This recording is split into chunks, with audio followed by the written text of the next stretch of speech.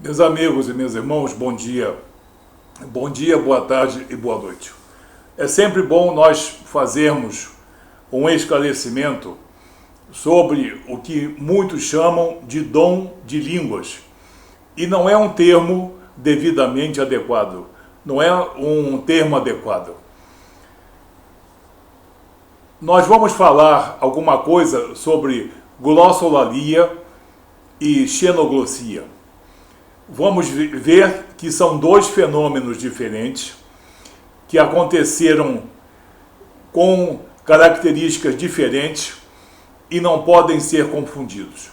Existem até autores, teólogos, que chamam de glossolalia ao que aconteceu em Pentecostes e ao que é relatado pelo apóstolo Paulo em 1 Coríntios capítulo 14, o chamado dom de línguas. Não pode haver essa confusão. Vamos começar pela xenoglossia. O que é a xenoglossia? Xeno quer dizer estrangeiro. Xenoglossia, falar em uma língua estrangeira, ou melhor dizendo, ser compreendido numa língua estrangeira. Isso aconteceu em Pentecostes, que está relatado no livro de Atos dos Apóstolos, capítulo 2.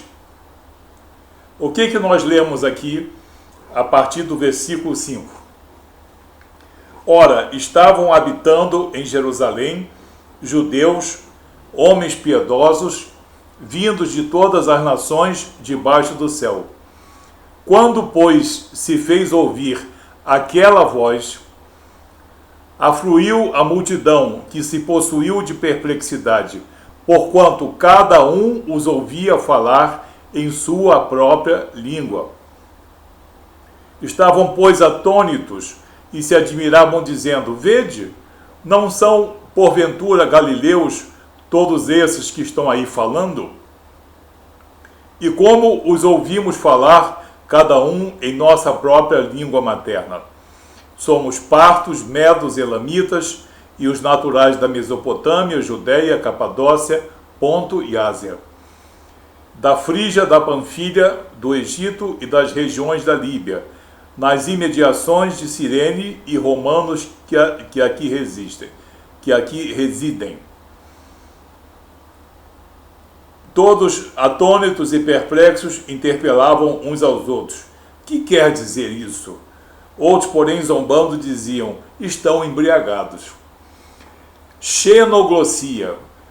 O que aconteceu nesse dia de Pentecostes, que está relatado aqui em Atos capítulo 2, e também dá uma continuidade no livro de Atos, no capítulo 10, na casa de Cornélio, a partir do versículo 44 ao versículo 48.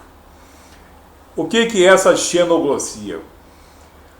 Aqueles homens e mulheres reunidos no cenáculo, cerca de 120 pessoas, ficaram vários dias, cerca de uma semana, fazendo oração e esperando serem revestidos pelo poder do Espírito Santo de Deus.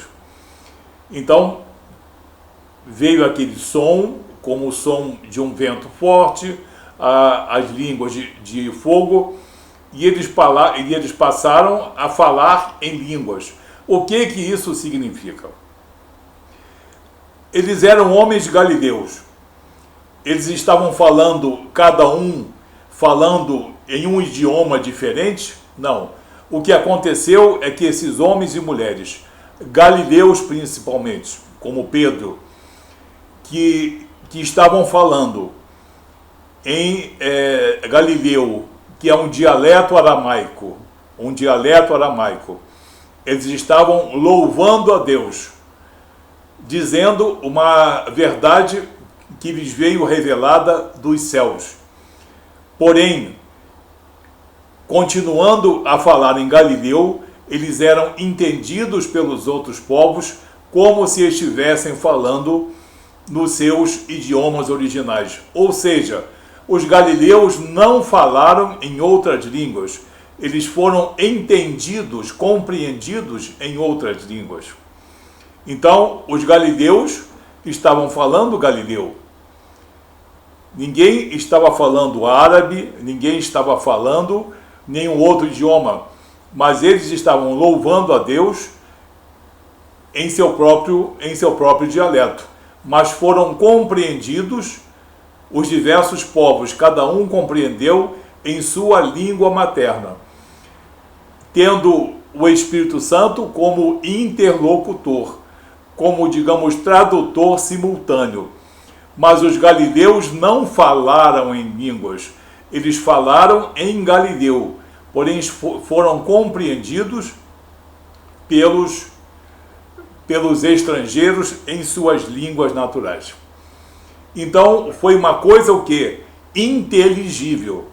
Essa é a primeira característica desse fenômeno de xenoglossia. Ele é inteligível, ele foi inteligível, ele foi compreendido por todas as pessoas que estavam ali, pelos galileus e pelas pessoas de outros países que estavam visitando Jerusalém e que ouviram a mensagem. Então, o primeiro fator é isso.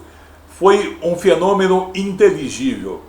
E, em segundo lugar, foi um fenômeno único, que foi a descida do Espírito Santo para glorificar a glória excelsa de Jesus, para demonstrar, me perdoem, a glória excelsa de Jesus. Porque somente com a descida do Espírito Santo é que todos da época tiveram a certeza absoluta que Jesus estava glorificado à destra do Pai. O terceiro fenômeno é que é uma atuação do Espírito Santo de Deus, não de outro espírito, não de nenhum anjo, nem demônio, nem espírito humano, mas especificamente do Espírito Santo de Deus. Então, inteligível, quer dizer, perfeitamente compreensível pelas diversas nações ali representadas, e também dom do Espírito Santo. E o evangelista Lucas, quando fala nessas línguas estranhas, ele usa a palavra grega dialectos. Dialectos significa o idioma falado por um povo, fluentemente, correntemente. O idioma ou a língua falada por uma nação. Então, não foi nada ininteligível, porém algo inteligível, perfeitamente compreensível. Então, realmente, as pessoas que estavam reunidas ali receberam essa mensagem de maneira compreensível. E pelo fato de Lucas usar a palavra dialectos, fica aí a prova de que eles compreenderam a mensagem do Espírito Santo em suas línguas originais. Esse foi o grande milagre. Então, os galileus falaram em outras línguas? Não, eles foram compreendidos em outras línguas, em outros chamados dialectos. Então, essa é uma característica importante da xenoglossia e que não se repetiu mais. Tá? Nem 10 anos, nem 100 anos, nem nos dias de hoje, isso não acontece. Agora, muitas vezes nós falamos, nós evangelizamos, direcionados pelo Espírito Santo, mas na nossa língua.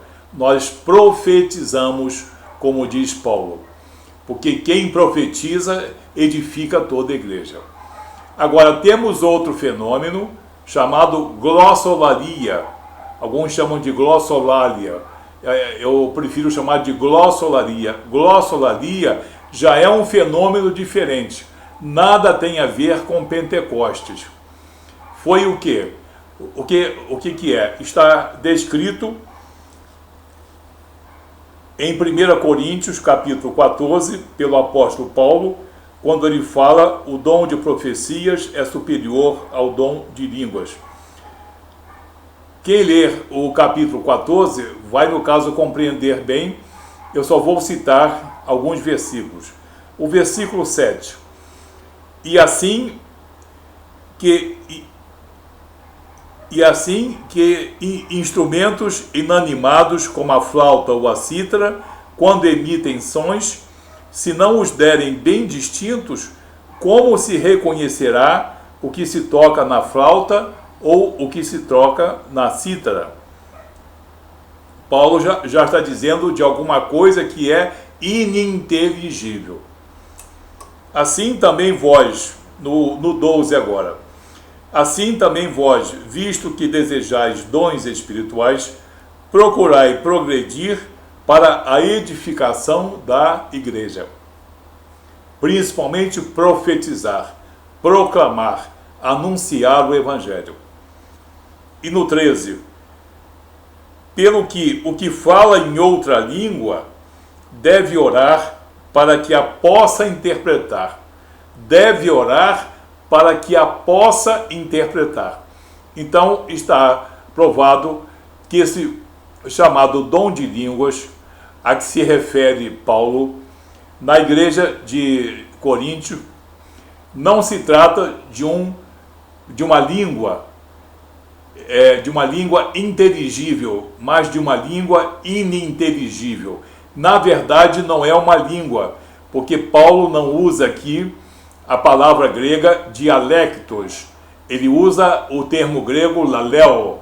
Laleo significa balbuciar, emitir algum som com a boca.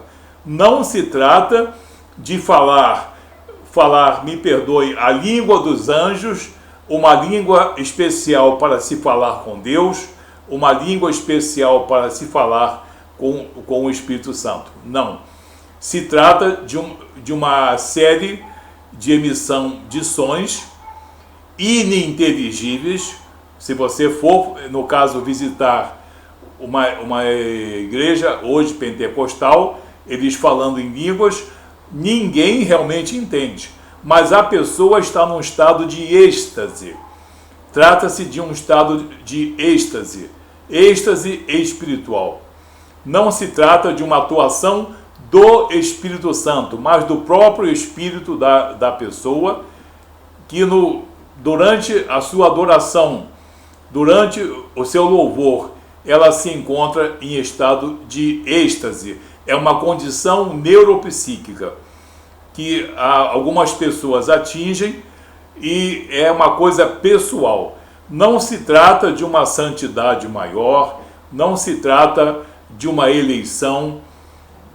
É, na verdade, a emissão de sons ininteligíveis, não compreensíveis. E esses sons, eles já eram esse fenômeno chamado glossolalia, é praticado por povos africanos, pelos povos caribenhos e por uma série de outras pessoas que não têm nenhuma formação cristã, pessoas que não têm nenhuma intimidade com o Espírito Santo.